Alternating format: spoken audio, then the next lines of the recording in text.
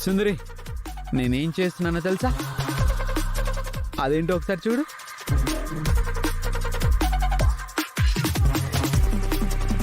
హా, రేపటి నుంచి నీకు అది టైం టేబుల్.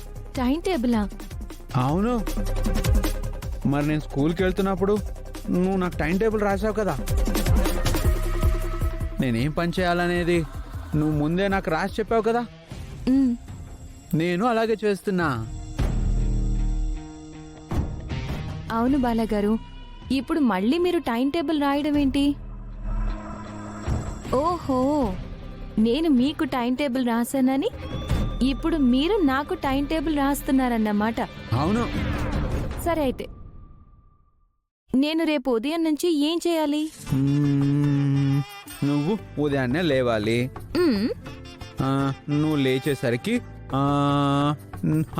నీకు బెడ్ కాఫీ నేను తీసుకొస్తానన్నమాట. ఉమ్, అలాగే. తర్వాత నువ్వు ఫ్రెష్ అవుతావు. ఫ్రెష్ అయ్యి వచ్చేలోపు నీ బట్టలు నేను తీసి నేను ఇస్త్రీ చేసి రెడీ చేసి పెడతా. నువ్వు అవి వేసుకోవాలి. ఉమ్, తర్వాత నువ్వు వంట చేస్తావు కదా. స్కూల్కి వెళ్ళేటప్పుడు నాకు బాక్స్ పెడతావు కదా. నా బ్యాగు నా బట్టలు అన్నీ నువ్వే కదా రెడీ చేస్తావు. నాతో పాటు నువ్వు కూడా బాక్స్ తీసుకెళ్ళాలి. ఉమ్, తర్వాత మధ్యాహ్నం లంచ్కి నువ్వు నా స్కూల్కి బాక్స్ తీసుకొచ్చిస్తావు కదా. ఉమ్, కానీ ఇప్పుడు నేను ఏమీ తీసుకెళ్ళను. మరి మీకు ఎవరు బాక్స్ తీసుకొస్తారు? మర్చిపోయావా? నీకు బాక్స్ ప్రిపేర్ చేసి నేనే తీసుకొని నీ దగ్గరకు వస్తా. మరి మీరు బాక్స్ తీసుకొస్తే స్కూల్కి ఎవరు వెళ్తారంట? స్కూల్ లేనప్పుడు నేనే తీసుకొస్తానులే. సరే, తర్వాత? సాయంత్రం నువ్వు వస్తావు కదా.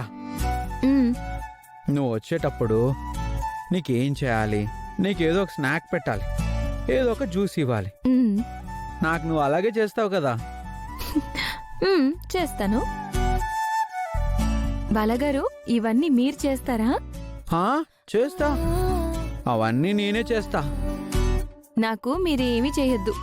లేదు లేదు, ఆడ మగ సమానం. నువ్వు బయటికి వెళ్ళి అంత పని చేసి వస్తావు కదా, అంత కష్టపడి వస్తావు కదా. నీకు అన్నీ నేనే చూసుకోవాలి కదా. నేను నీ భర్తని. నేను ప్రమాణం చేశాను. మీది ఎంత మంచి మనసండి. గర్తం మర్చిపోయారు అన్న ఒక్క విషయం తప్పితే మీకున్న సంస్కారం ఎవ్వరికీ ఉండదు. నేనంటే ఎంత ప్రేమ చూపిస్తున్నారు.